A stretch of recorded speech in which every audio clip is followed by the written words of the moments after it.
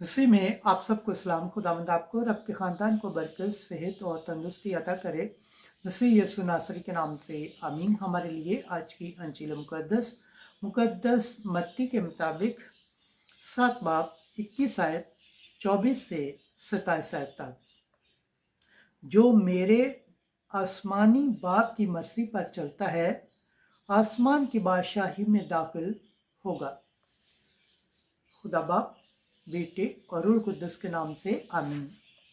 उस वक्त यीशु ने अपने शागिर्दों से कहा, ना हर एक जो मुझे खुदावंद खुदावंद कहता है आसमान की बादशाही में दाखिल होगा, मगर वही जो मेरे आसमानी बाप की मर्जी पर चलता है।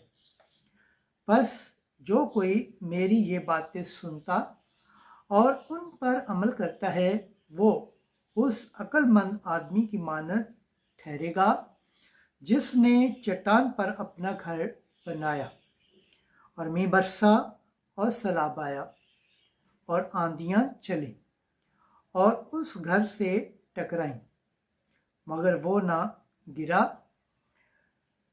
क्योंकि उसकी बुनियाद चट्टान पर रखी गई थी।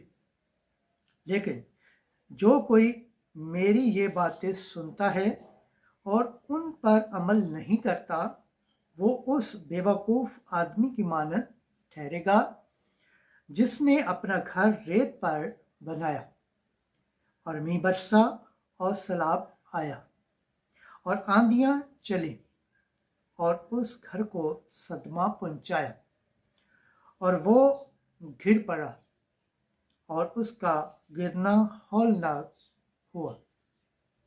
अंजील मुकद्दस के वसीला से हमारे गुनाह माफ़ किए जाएं। MC 23 तायशो। खुदावंद के पाक कलाम पढ़े और सुन जान पर खुदावंद की बरकत हो, खुदावंद का शुक्र हो।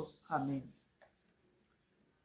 खुदा बाप, बेटे और रूह कुद्दुस के नाम से आमीन। अजीज दोस्तों, आप सबसे गुजारिश है इस चैनल को ज़्यादा से ज़्यादा शेयर करें, लाइक करें, सब्सक्राइब करें और कमेंट्स करें और बेल आइकन को प्रेस करना ना भूलें ताकि हर आने वाली वीडियो का नोटिफिकेशन सबसे पहले आप तक पहुंचे। जिस तरह आप खुदावंद के पाक और जिंदा कलाम से बरकत पाते हैं, सेहत पाते हैं, तंदुरुस्ती पाते हैं और खुदावंद की निजात हासिल करने के लायक ठहरते हैं, इसी तरह गैर अक़वाम तक भी इस चैनल को शेयर करें ताकि वो भी खुदावंद के पाक और जिंदा कलाम से बरकत पाएँ, सेहत पाएँ, तंदुरुस्ती पाएँ और खुदावंद की निजात हासिल करने के लायक ठहरें।